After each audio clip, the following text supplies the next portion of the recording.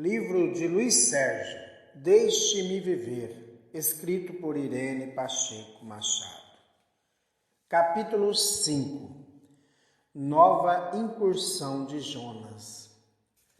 Ao sairmos dali, caminhamos até a sala da doutora Isis.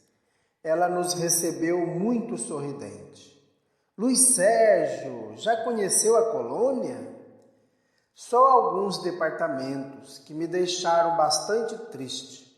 O encarnado nem imagina, ao praticar o aborto, o mal que está fazendo, destruindo o trabalho de tantas pessoas em apenas alguns momentos. E o pior, o aborto não só maltrata o feto, como leva o seu espírito a um terrível desequilíbrio. Hoje, Luiz Sérgio, pratica-se o aborto com uma facilidade enorme. Mesmo no Brasil, onde é considerado crime, até em hospitais ele é praticado sem piedade. Alguns ginecologistas dizem que a paciente vai fazer uma cauterização e realizam o aborto. Verdade, irmã? Luiz Sérgio, no Brasil são bem corriqueiros estes fatos. Irmã, por que matam tanto? Porque acham que os filhos dão trabalho e muitas mulheres não possuem amor suficiente para a renúncia que a maternidade exige. Trabalhando junto às crianças encarnadas, constato o desleixo em que muitas são criadas. Inúmeras pessoas julgam desnecessários certos cuidados com o bebê e este, muito frágil, logo sofre as consequências da falta de higiene. Mas já ouvi dizer que o excesso de cuidados é prejudicial a uma criança. O exagero, sim, mas uma criança necessita de ambiente limpo, roupas confortáveis e mãe amorosa. Os sacrifícios despendidos nos primeiros meses serão compensados pela saúde futura do bebê. O leite materno ainda é o melhor alimento e feliz da mãe que tudo faz para amamentar seu filho. Não sendo isso possível, a alimentação artificial tem de ser feita com todo critério. Muitas mães, por comodismo, não esterilizam a mamadeira. Enquanto a criança precisar usá-la, deve ser esterilizada.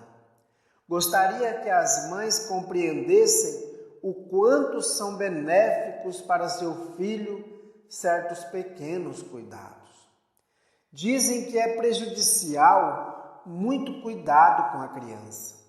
Por exemplo, se cair a chupeta ao chão, não procurar lavá-la porque a criança precisa imunizar-se. É verdade?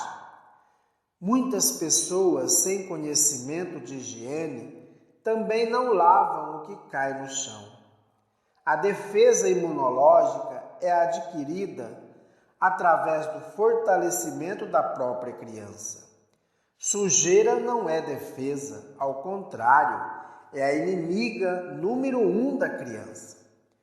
Hoje, Sérgio, defrontamo-nos com muitas crianças das classes baixa, média e alta, enfim, de todas as classes, carentes de amor e cuidados. Criança que o odor forte a acompanha por falta de asseio. A criança que regurgita demais, isto é, vomita muito, deve ser limpa a cada vômito. A mãe cuidadosa lava o rosto e o pescoço a cada regurgito do seu bebê. Precisamos cuidar bem de um bebê, do contrário, ele carregará pela vida fora doenças causadas pelo desleixo. Está vendo, Luiz Sérgio, por que muitas mulheres preferem matar do que criar? Um bebê não dá trabalho quando é tratado com amor e gostaríamos que todas as mulheres despertassem para a maternidade, tudo fazendo para alimentar a sua criança, tornando suas vidas um cântico de esperança. Existe criança que sofre, não é mesmo? E como, Luiz Sérgio? Infelizmente, poucos renunciam em prol de um bebê. A criança, para muitos casais, é um fardo difícil de carregar. Feliz do ser que recebe de Deus um espírito para cuidar e consegue cumprir satisfatoriamente sua tarefa. Os minutos, as horas dedicados a um bebê serão benéficos para o seu equilíbrio. Os 2 primeiros anos de um reencarnante são importantíssimos. Irmã, gostaria que a senhora escrevesse um livro. Já tenho até o título: Como Cuidar do Seu Bebê. Ela sorriu, dizendo: Vou pensar. Mas, Luiz Sérgio, deixemos este assunto para mais tarde e vamos juntar-nos ao grupo. Neste momento, está sendo preparada a reencarnação de Jonas. Será de grande proveito para todos nós. Segui ao lado da doutora Isis, pediatra tão amada de todos nós, que trabalha não só pelas crianças espirituais, como está sempre ao lado das mães encarnadas, ajudando-as a cuidar com dignidade dos seus filhos. Ao chegarmos ao departamento, já se encontravam lá os doutores Misael, Zeus e Kelly. Aguardamos a chegada de Amintas, Ápila e Fabiana. Todos reunidos, o doutor Zeus nos comunicou: Vocês acompanharão Jonas até o lar que precisa recebê-lo. Eu e Misael aqui ficaremos, torcendo pela vitória de todos. Isis, a nossa irmã pediatra, junta-se ao grupo por conhecer muito bem esse lado do mundo físico. Desejamos-lhe muita paz e amor e que Deus guie todos vocês.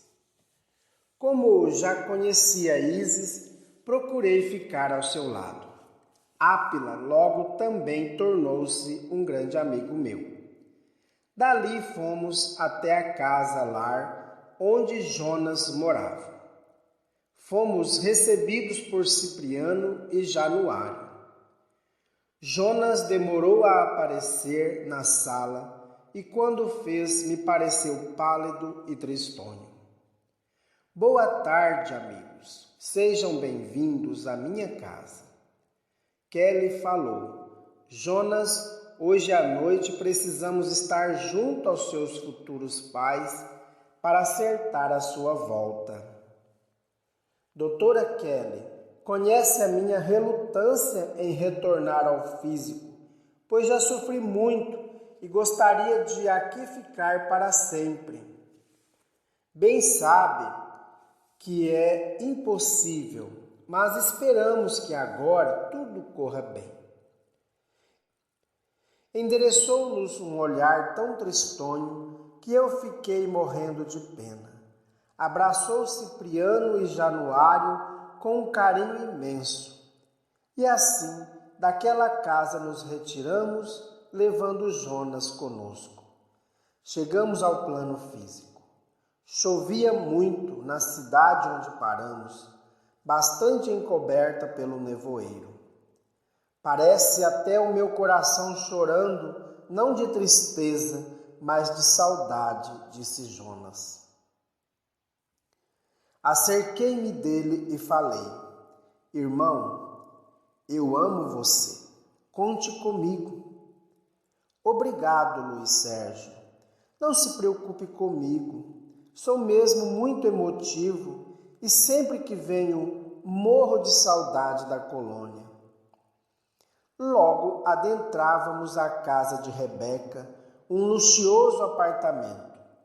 Jonas emocionou-se ao vê-la e seus olhos marejaram de lágrimas. Rebeca foi ao telefone, falou e depois desligou, zangada. Enquanto estava ali sentada, Kelly colocou Jonas bem perto dela e ele, com um olhar muito triste, a fitava com carinho.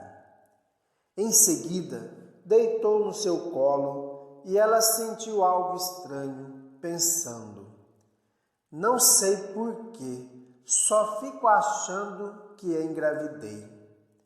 Veja se pode. Fernando anda tão estranho comigo e depois quem vai cuidar do bebê quando nascer? Deixa pra lá, nem quero mais pensar. Jonas lhe acariciou o rosto.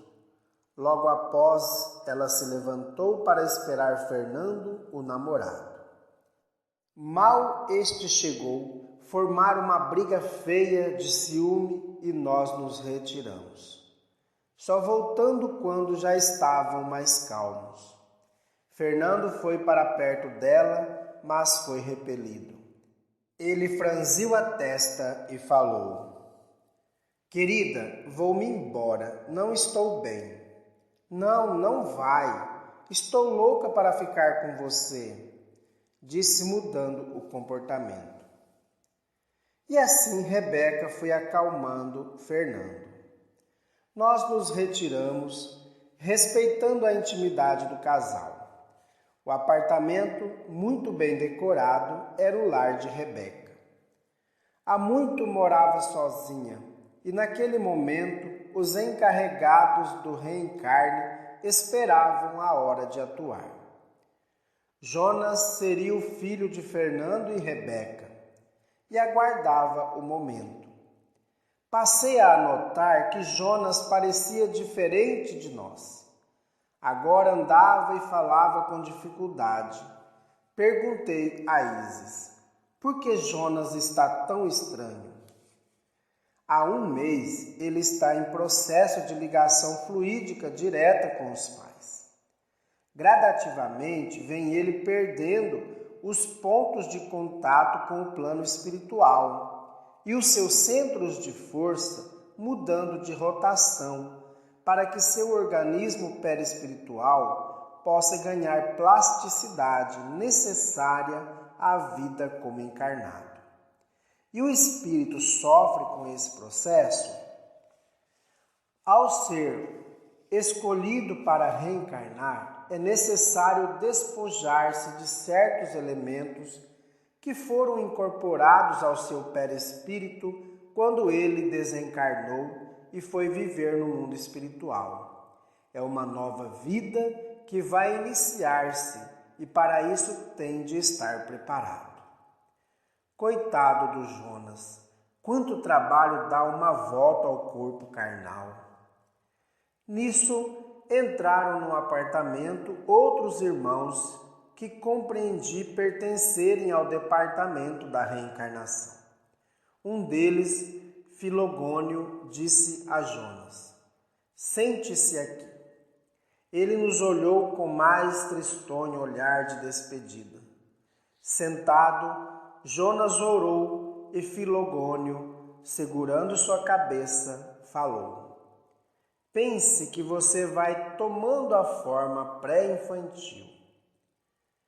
E aquele homem foi diminuindo diante de nós, mas o olhar continuava sendo o mesmo, de medo da despedida. Rodeado de todos os técnicos, recebia deles uma energia azulada. A forma perispiritual de Jonas foi gradativamente tornando-se pequena. Aqueles espíritos eram coração e mente. A força que emitiam dava a Jonas uma nova forma diminuta. Acerquei-me de Kelly e perguntei num sussurro: nem todas as reencarnações são idênticas, não é mesmo? Sim, às vezes o espírito tem o corpo perispiritual reduzido em colônias especiais. Cada caso é um caso. Esperei o momento da ligação de Jonas. E logo após isso aconteceu, ele foi colocado no ventre perispiritual de Rebeca, que recebeu uma luz radiante do alto. Como os órgãos femininos são abençoados por Deus.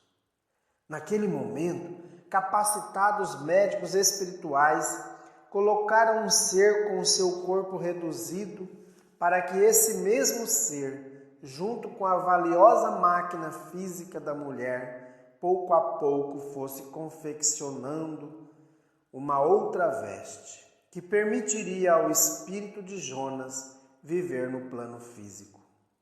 O organismo maternal é que fornecia o alimento para o novo corpo de Jonas. Aquele corpo reduzido, mínimo mesmo, também atuaria ajudado pelo organismo materno para confeccionar o seu futuro corpo carnal. Rebeca carregava agora no seu ventre um espírito que precisava do corpo materno para ressurgir revestido de um corpo de carne. O organismo feminino foi criado para procriar.